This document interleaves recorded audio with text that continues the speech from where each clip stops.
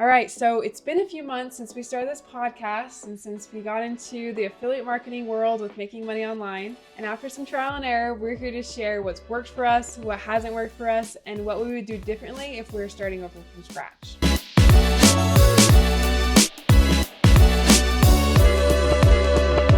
So about 5 months ago, for those of you who are new, we started this journey into affiliate marketing, and we talked about how we would share our successes and our failures, what we've learned since getting into all this. It's been quite the ride, right?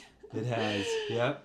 Lots of learning. But we have a lot to share. It's been really great and exciting. We've had a lot of ups and downs. All right, so Darren, first, let's go over our successes. What did we do right? Well, the main thing is we got started. And with any business, you're never going to get things correctly the first time. And I think that keeps a lot of people from even starting a business because they overthink it. And so that was the first thing that I always tell people, just to get started, right? Because done is better than perfect. Just get started. You're going to have issues. You're going to have failures, successes. Just accept that. Yeah. And you're never going to be able to do things exactly the way somebody else is and have it work the same as it did for them. So that was our first success, is we just got started. And from that, you learn a ton. Right. You learn a ton. And the thing was, when we got started, we had a goal of where we wanted to be, but we did not know. Maybe we knew what the next step we were going to take, but we didn't know the next 5 steps. We were just kind of going with the flow and hoping that this would all work out. Yeah. So some of the successes we've had sales, and that has been really exciting to make some sales off of this. And we wouldn't have had those sales if we didn't just start when we did. Right. If we were too nitpicky about and too perfectionists about getting started with all the other stuff that comes along with getting into digital marketing, we wouldn't have been able to make those sales. Yeah. So our accounts have had a lot of views. Actually, our YouTube videos have not had a ton of views, but that's okay. We know that it's building. Right. But our social media accounts have had a lot of views, and so that's been really encouraging, and that's what's helped to drive some of the successes that we've had. Right, and we've been learning how to drive our views up on our videos. There's certain strategies that you use to make your videos have more views, and so that actually did work for us. We started a brand new account, and we had success with that. Yeah, so that's a success in and of itself, is that you don't have to have a huge following to get started and to have success. You can, because we still don't have a ton of followers, and we're having success from it. So you've also had success not only with our account that we created, but you've been doing the social media for mortgage industry. Right. And you're getting new followers every day. Lots of new followers. It's generating new leads, which are generating new loans for the mortgage company that I do the advertising for. And as I look at the insights or analytics, most of the new views are non-followers, and it's up like 40,000 views from before I started this. So that's been a big success. It's exciting to get organic views. I remember I posted a funny video and said, comment if you're interested. Someone messaged about that. We were able to set up an appointment. So it actually was working.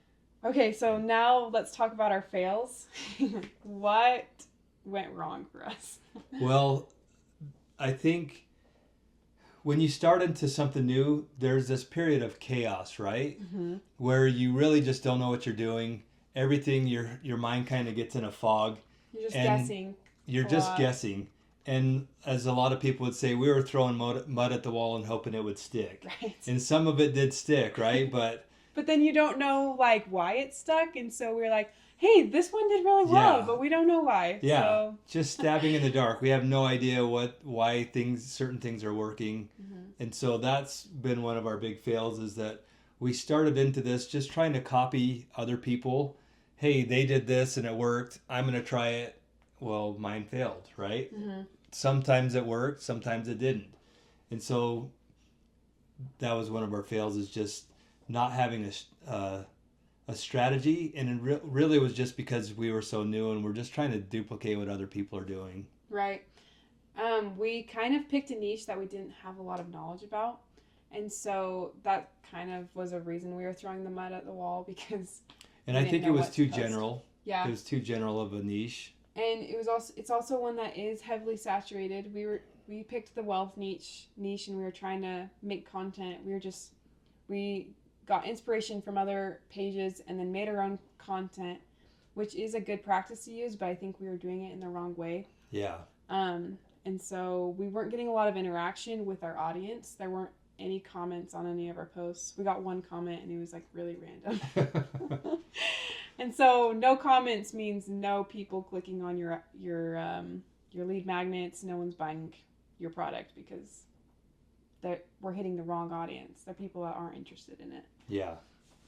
So that was something we realized we were failing at, and we have since then come up with a new strategy to do better. But here's the thing, if we hadn't made those fails, we wouldn't have known those were fails in the first place, and so we wouldn't have been able to move past them. So after all said and done, I'm glad that we did have those fails, because now I've learned a lot from them. Yeah. Your successes come from your fails, if you ask me, because Absolutely. it's a learning process. You do those things, yeah, they're frustrating, but you learn from it, and we've learned from it. And so let's talk about the things that we've learned. Yeah. So I was driving home one day, and my dad calls me. He's like, "All right, we need to re-strategize. Let's revamp everything." And so this is what we did to actually start having success. And if we had to start over again, this is what we would do differently. So let's get into the nitty-gritty. Okay, so you, before we started recording, you mentioned a really good point for getting started is to create a persona. Right. And this is something that pretty much every marketer does. Mm-hmm. What is a persona, first of all? So a persona is taking your ideal customer and figuring out what are their shopping habits. Who is this person? You write down all the details that you know of for your ideal customer. Mm-hmm. What are their shopping habits, male or female? What do they do online? Age. And you pretty much just come up with every detail of that ideal customer, and then you figure out what their pain points are. What do they need? So once you know their pain points, you can strategize and come up with content that is going to relate to them and draw them in. Mm-hmm. That's something that we didn't do. And it's kind of stupid, because I've known that. We should have done that from the outset. But I think part of our issue was that we started with too broad of a niche. Right. That we're not necessarily experts on, and so that was another reason that we didn't set up that persona. So that's something that you always want to do, because then you have a strategy. You can put together a strategy that specifically targets those pain points. And you know what they're going to be looking for. It makes it a lot easier to create content if you have your persona in the forefront of your mind all the time, because you'll know not only what content they're looking for, but also similar content to that. One thing I learned too is I went to a marketing seminar thing, and one of the experts there, I guess you could say, he said, not only do you post content about the product and the product that you're pushing to help their pain points, but you also push things that are semi-related to that you think that your persona would also be interested in. So for example, say you're selling a product, like a recipe book or something, you would also post content that talks about like maybe healthy eating, or like maybe a good like snack to bring to a party or things like that. So you're not necessarily selling that product to them, but you are showing them something that they would probably use in another situation. Absolutely. It creates emotion, right? Mm-hmm. Storytelling and that type of marketing creates a connection through emotions, right? Mm-hmm. And so that's another important element of having a persona and strategizing and targeting that persona. Mm-hmm. Another thing we would do if we were starting over from scratch is to create a content calendar right off the bat. For sure. A content calendar keeps you on track. You can schedule everything out. You know exactly, you have your posts lined out, you have your topics lined out. To sit down each day and say, what am I going to post about today, is a really tough way to do it, because Some days you're just going to have inspiration flowing. Other days you're going to have these mental blocks. And so a content calendar, you put it together ahead of time, and so it keeps you on task, makes it a lot easier to create content. And it makes your content higher quality too, because you've put a lot more thought into it instead of being like, oh shoot, I need to come up with something right off the top of my head right now. You throw it up there, it doesn't do well, and then you're still not hitting your right audience. And then you're in the dumps because it didn't do well, and you think, why did I even post that? Right. And so then the next time that happens to you, you don't want to do it again because you know the results of it. Can you tell that we've been through this routine? Yeah.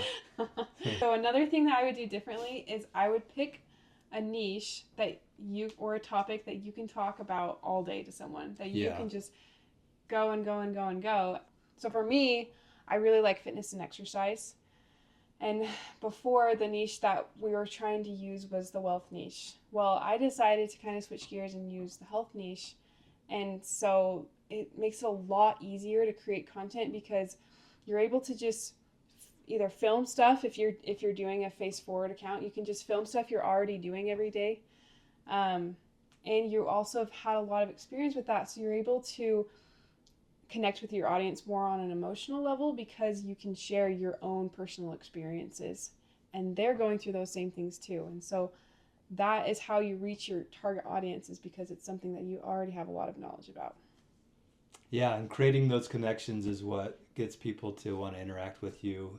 And then if you're selling something, then they'll be more willing to purchase it because they trust you. You've made that connection with them. Right. And so if you're someone who has had a career for a long time, pick something that has something to do with your career that you have a lot of experience about, have a lot of knowledge about, and then you can create a product that has something to do with people who are experiencing pain points within that topic.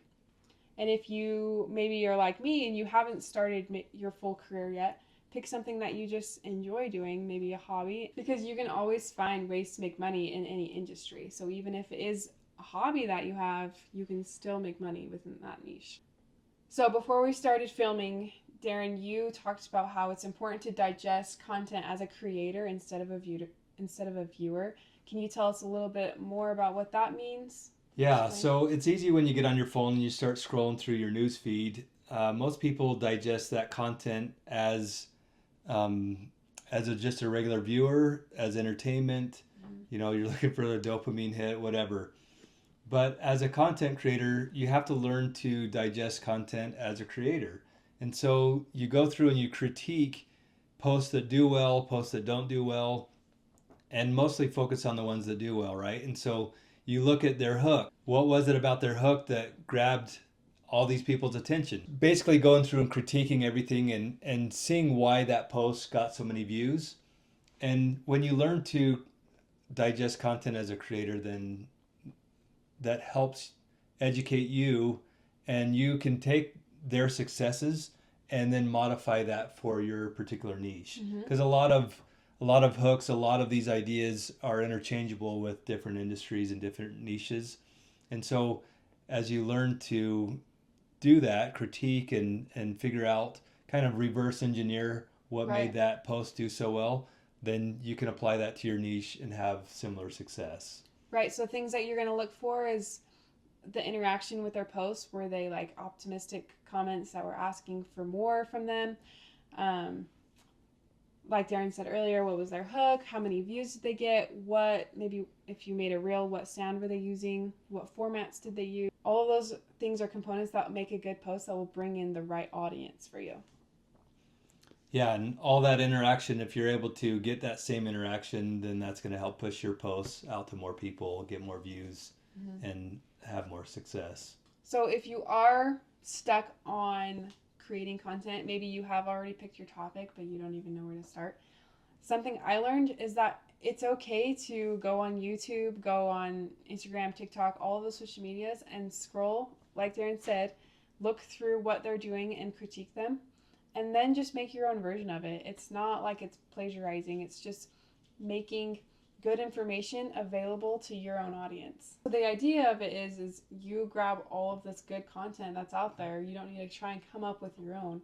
You use what's already out there and bring it to your audience and deliver it to them in your own way that is relatable with them, because The truth is, your audience is following you because they like the way that you do things. They relate to you.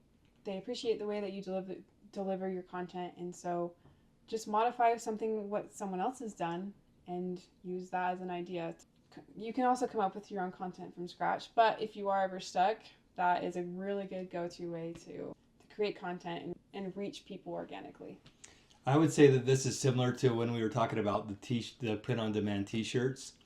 The success that I had was to go research all of these other shirts that did really well, pull different elements out of those, and create my own style, right? So I took the successes of others and then created my own style. That's what you'd be doing, finding your own inspiration from other people's successes and then just modifying it, giving it your own style. Yeah, so what Darren did is, how many years ago it was, he found that a trending style was like this retro color scheme. And so he took something he really liked, which was like cars. And then he meshed those two things together. So you can find something that's trending, use that with your own idea, mesh them together, and then you've created a new product to sell.